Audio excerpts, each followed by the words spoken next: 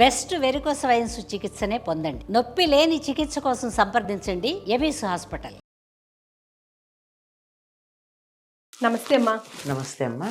అమ్మ, జనరల్గా కర్మని అనుభవించడానికి, పూర్వజన్మ కర్మని ముఖ్యంగా అనుభవించడానికి ఈ జన్మ మనం ఎత్తుతాం అంటూ ఉంటారు కదా. కానీ అసలు మీకంటూ పెళ్లి కాకపోయినా, మీరంటూ పిల్లల్ని కనకపోయినా మీకు అసలు కర్మ లేనట్టే అంటే హ్యాపీగా ఫీల్ అవ్వచ్చు కదా. అదండి, అసలు కర్మని అనుభవించడానికే జన్మ ఎత్తాం అంటున్నారు ఒక పక్క. మరో పక్కన ఇంకా మీరు ఎవరికి రుణపడి లేరు కాబట్టి, మీరు ఎవరికి రుణపడి లేకపోవడం వల్ల ఇంకా మీకు పెళ్ళిళ్ళు కానీ పిల్లలు కానీ అవ్వట్లేదు. దానికోసం ఐవీఎఫ్లని, లేదంటే పెళ్ళిళ్ళు కావట్లేదు, కుజదోషం అని, ఆ దోషం అని, ఎందుకు ఆ వెంపర్లాట, ప్రశాంతంగా బతకొచ్చు కదా అంటున్నారు. నిజంగా అది నిజమైతే ఎంతమంది తల్లులు హ్యాపీగా సమాజంలో బతుకుతారు. మనకు ఒక మాట ఉంది లోకంలో, రుణానుబంధ రూపేణ పతి పుత్ర తాలయ అని చెప్తారు. అంటే మనకు పూర్వజన్మలో రుణం ఉంటేనే, అక్కడ పతి అంటే భర్త, లేకపోతే భార్య, పుత్రుడు, ఆలయం, ఇల్లు, ఇవన్నీ కూడా పూర్వజన్మల్లో మనకు రుణాలు ఉంటే అవి తీర్చుకోవడానికి పుట్టారు అని. అంటే ఇవి లేవు గనక పిల్లలు లేరు అని చదువుకోవాలి. మనం సమాధానం అదేనా? అంతేనా? అంతే కదా. అది అలా చెప్పుకుంటే దేనికైనా ఆ రకమైనటువంటి వ్యాఖ్యానాలు చేసుకోవచ్చమ్మా, తప్పేం లేదు. ఎట్లాంటిదైనా చెప్పచ్చు. వ్యాఖ్యానానికి ఉంది, పాండిత్యం ఉంటే చాలు, ఎంత బాగా చెప్పచ్చు. ఆ క్షణాన దుఃఖంలో ఉన్న వాళ్ళని వాళ్ళ దుఃఖాన్ని ఉపశమింప చెయ్యడానికి ఈ వాక్యానికి ఇలా కూడా అర్థం చెప్పచ్చు అని చెప్పి సర్దాలే తప్ప నిజానికి అది కాదు. మీరు ప్రారంభంలోనే చెప్పారు, పూర్వజన్మలో చేసినటువంటి కర్మలను అనుభవించడానికి ఈ జన్మలో మనం జన్మ ఎత్తాం.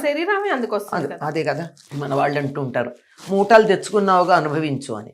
అది మంచి మూట చెడ్డ మూటో తెలియదు, భుజాన్ని వేసుకుని తెచ్చుకుంటాం.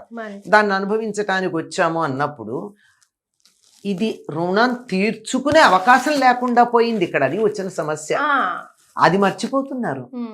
ఇప్పుడు నాకెవరో రుణపడ్డారు, లేదా నేనెవరికో రుణపడితే నాకు పిల్లలుగా పుట్టే నన్ను ఏడిపించుకు తిన్నారు. పిల్లలు ఏడిపిస్తూనే ఉంటారు కదా. ఏడిపించని పిల్లలు ఎక్కడున్నారండి? చాలా అరుదుగా ఉంటారు. అసలు ఆఖరికి రాముడు కూడా వాళ్ళ నాన్నని ఏడిపించాడు కదా. ఆయన మాట పట్టుకుని ఏడిపించాడు పాపం, సంతోషానికి అనుకో. ఆ విధంగా ఉన్న రుణం తీరింది అక్కడ.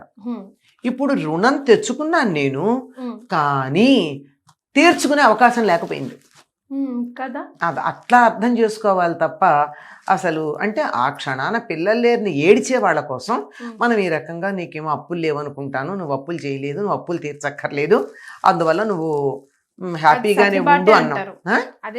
అది సర్దిబాటే అంటారు. అక్కడికక్కడ వాళ్ళకు ఉపశమనం, కొంచెం ఓదార్పుగా చెప్పడం ఏం పర్వాలేదులే, మరి అప్పటికి తగ్గుతుంది, తొందరలో తగ్గిపోతుందిలే, ఓదారుస్తాం కదా, అట్లా చెప్పడమే అని నా వ్యక్తిగతమైనటువంటి అభిప్రాయం. అంతే, వ్యక్తిగతమే. మరి ఇంకా దీనికి వెనకాల ఏమన్నా ఉందేమో నాకు తెలియదు, కానీ మామూలుగా అయితే నాకు తోచింది అది. కానీ సంతానం లేకపోతే ఏం జరుగుతుంది? అది కూడా పెళ్లి కాకపోతే ఏం జరుగుతుంది? ఏం జరుగుతుంది అంటే మనకున్నటువంటి రుణాల్లో ఒక పెద్ద రుణం తీర్చుకోకుండా వెళ్ళిపోతున్నాం మనం ఎవరికి రుణపడి లేము. అందువల్ల వాళ్ళు పుట్టలేదు మనకి, వాళ్ళకి మనం ఏం చేయాల్సిన పని లేదు. ఎందుకంటే పిల్లలకి చిన్నప్పటి నుంచి చేసి చేసి చేసి అంత చేస్తారండి, అదంతా రుణపడి చేస్తామనుకుంటున్నాం. కానీ మనకి అసలు రుణం తీర్చట్లా మనం. వాట్ ఇఫ్ ఇప్పుడు అసలు రుణం ఏమిటి? పితృణం అంటారు. పితృణం తీర్చట్లేదు కదా. పితృణం అంటే పితృదేవతలు మనకు శరీరాన్ని ఇచ్చారు. పితృదేవతలు అంటే మన తల్లి తండ్రి మాత్రమే కాదండి, ఆ వంశం అంతా, జీన్స్ ఏవైతే ఉందో అదంతా, ఇవన్నీ దిగి రావడానికి కారణమైనటువంటి లీనేజ్ అని ఒకటి చెప్తూ ఉంటామే, వంశక్రమం, దీన్నంతా చూసేటటువంటి దేవతలకి పితృదేవతలు అని పేరు. వాళ్ళ రుణం మనం తీర్చుకోవడం అవట్లా. వాళ్ళు మనకి వాళ్ళ కారణంగా ఇప్పుడు ఒక తండ్రి యొక్క శుక్రం వల్ల తల్లి యొక్క శోణితం కలిసి ఒక శరీరం తల్లి గర్భంలో తయారైంది. ఎట్లా తయారైంది? తల్లి తయారు చేస్తోందా? ఆవిడ కాన్షియస్ ఎఫర్ట్ ఉందా? ఆవిడలో ఉన్నటువంటి పితృదేవత అంశాలు వాటిని తయారు చేస్తున్నాయి. మరి వాటికి రుణం తీర్చుకోవాలి కదా. మనం కూడా వాళ్ళు ఇంకొక శరీరం తయారు చేయడానికి సహకరించినప్పుడు రుణం తీరుతుంది. ఎప్పుడూ కూడా నేను ఒకళ్ళ దగ్గర సహాయం తీసుకున్నా, వాళ్ళు ఇచ్చే స్థాయిలో ఉన్నారు, నేను తీసుకునే స్థాయిలో ఉన్నా. వాళ్ళకి నేను రుణం ఎట్లా తీర్చుకుంటాను? ఇంకొకళ్ళకి సహాయం చేసి తీర్చుకుంటాను. అదే ఇంకొకళ్ళకి సహాయం చేయడం ద్వారా నాకు సహాయం చేసినటువంటి వాళ్ళ రుణం తీర్చుకుంటాను. అది చెందుతుందమ్మా? తప్పనిసరిగా. ఎందుకంటే వాళ్ళు ఆశించి చేయలేదు, వాళ్ళు చేద్దామని చేశారు, కానీ నేను రుణపడిపోయి ఎవరికి రుణపడ్డాను? నాకు సహాయం చేసిన వాళ్ళకి రుణపడ్డా. కానీ వాళ్ళు నా దగ్గర నుంచి తీసుకునే స్థితిలో లేరు కదా. నేను ఇంకొకరి సహాయం చేయడం ద్వారా ఆ మంచి పని ఏదైతే ఉందో పుణ్యకార్యం, దాన్ని నేను ఇక్కడ వర్తింపచేస్తున్నా. కనుక ఈ శరీరాన్ని నాకు ఇచ్చినటువంటి పితృదేవతల రుణం నేను ఎలా తీర్చుకుంటానంటే, మరొక శరీర నిర్మాణం చేయడానికి నేను పితృదేవతలకు సహకరిస్తే అది పితృణం తీర్చుకోవడం ఒకటి. అంతేకాకుండా నా పితృదేవతలకి, నాకు చనిపోయినటువంటి వారికి నేను ఉత్తర క్రియలు చేయడం, సంవత్సరం తద్దినాలు పెట్టడం, 3 తరాలకి ఉంటారు కదా. వసులోకంలో, రుద్రలోకంలో, ఆదిత్యలోకంలో ఉంటారు. వసు, రుద్ర, ఆదిత్య రూపాల్లో ఉంటారు. వాళ్ళని ఒక్కొక్కళ్ళని అప్గ్రేడ్ చేసుకుంటూ వెళ్ళాలంటే పైకి వెళ్ళాలి కదా. అలా వెళ్ళడానికి ఒక ఇవి నిర్వహించేవాడు ఒకడు ఉండాలి కదా. అందుకని సంతానం కావాలి. ఈ రకంగా పితృదేవతలకు సహకరించడానికి ఈ శరీరాన్ని ఉపయోగించటం. ఇది పనికి రాలేదనుకో, ఏదో కారణంగా శరీరం పనికిరాదు, అప్పుడప్పుడు యంత్రాలు పనిచేయవు. ఈ శరీరం అనే యంత్రం పనిచేయలా. అట్లాంటప్పుడు ఏం చేస్తున్నాం?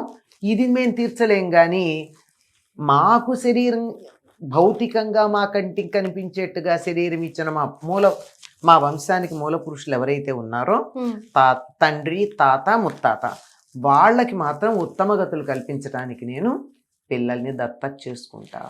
అంటే వాళ్ళకి దత్తత తీసుకున్నా వాళ్ళకి రుణపడి ఉన్నట్టే కదమ్మా. అది క్లియర్ చేసుకుంటా, అది క్లియర్ చేయడం అవుతుంది. లేదా ఒకవేళ నాకు గర్భధారణకి ఏదన్నా అడ్డంకులు ఉన్నాయి అనుకో, పితృదేవతల శాపాలే ఉంటాయి చాలా వరకు, ఎక్కువగా. అలాంటివి ఉన్నప్పుడు అవి పోగొట్టుకోవడానికి పరిహారాలుగా పూజలు పునస్కారాలు చేస్తారు. ఇప్పుడు రఘుమహారాజుకు సంతానం కలగల.